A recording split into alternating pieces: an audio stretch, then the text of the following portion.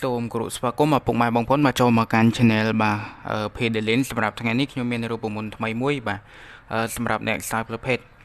អញ្ចឹងសម្រាប់រូបមន្តរួមមានបាទទឹកដោះគោឆៅបាទពងមាន់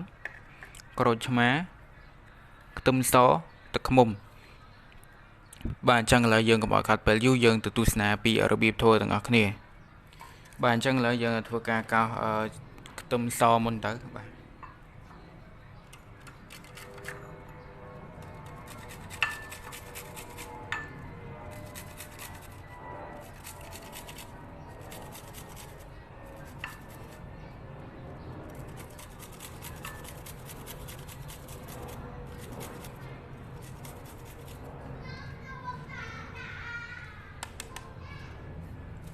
អញ្ចឹងរួចរាល់ហើយបាទ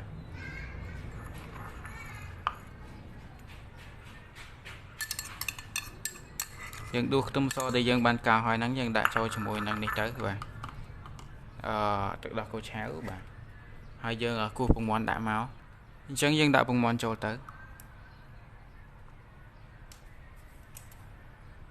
បាទហើយនឹងយើងដាក់ក្រូចឆ្មាចំនួន1ស្លាបបាទយើងដាក់ក្រូចឆ្មាមួយចំណិតមក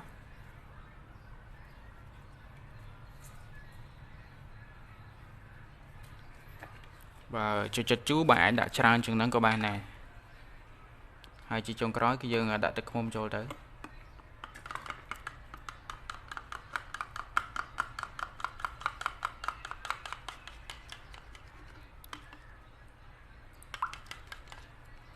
អញ្ចឹងគឺយើងអាចពិសាបានហើយបាទយើងគួរតែពិសានៅពេលយប់បាទរយៈពេល30នាទី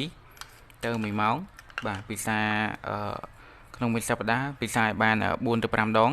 បាទយើងព្យាយាមពិសាទៅយើងនឹងទទួលបាននៅកម្លាំងដ៏ខ្លាំងបាទហើយអាចអ្វីបានយូរអញ្ចឹងសម្រាប់អ្នកខ្សែប្រភេទអញ្ចឹងវីដេអូរបស់ខ្ញុំមានតែប៉ុណ្្នឹងទេបាទសូមអរគុណសម្រាប់ការទស្សនា